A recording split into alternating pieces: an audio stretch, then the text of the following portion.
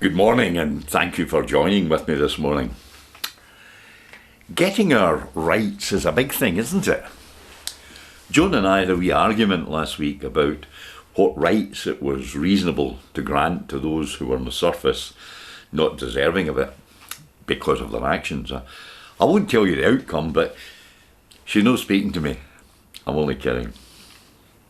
But this is a country where people have rights, and I'm happy about that. I'm all for rights. However, I sometimes think the rights don't protect the innocent as much as help the guilty. And I sometimes think if you're really trying to be a Christian, you've got to give up some rights. We've all heard the saying, do your duty. Well, Jesus goes a step further when he says, do more than your duty. And that's going the second mile. What does he mean? Well, firstly, it means that you've now and again got to be prepared to get worse than what you deserve. It says you've heard what's said, an eye for an eye and a tooth for a tooth, but I tell you, whoever slaps you on the right cheek, turn the other to him also. That was Jesus' recipe. Let me give you some background here. In the first century, a slap on the cheek was a way of insulting somebody. You see, there were two things that would make a Jew mad 2,000 years ago. One would be to spit in his face, and the other would be to backhandedly slap him on the cheek.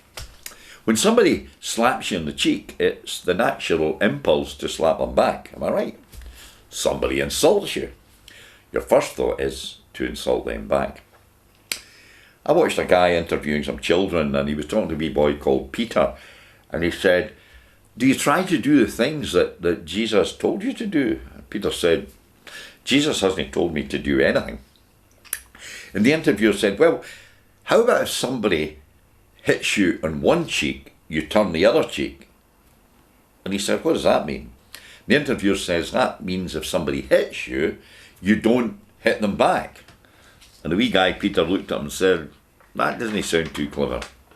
So the interview said, well, the whole point, Peter, is you've got to be bigger than the other person. And Peter thought of that for a minute and said, well, that makes sense, because if you're bigger than the other person, you should just belt them. And that's maybe the way we think. But Jesus said, as hard as it may be, you should turn the other cheek.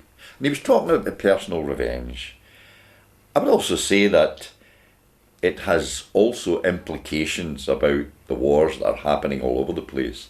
But you might want to take me up on that one. Be slow to defend yourself. Abraham Lincoln once said, I never give an explanation of my actions to my critics. He said the reason is simple. My friends don't need an explanation, and my enemies won't believe the explanation. Paul went on to say to the Romans, if it's possible, live peaceably with all men. What a great motto. And if there's any doubt, Paul wasn't being sexist. He did say men, but he wants us to live at peace with everybody. What a world it would be. Utopia. Maybe. But we can try this in our own wee world, can't we? Live at peace. God bless you if you try.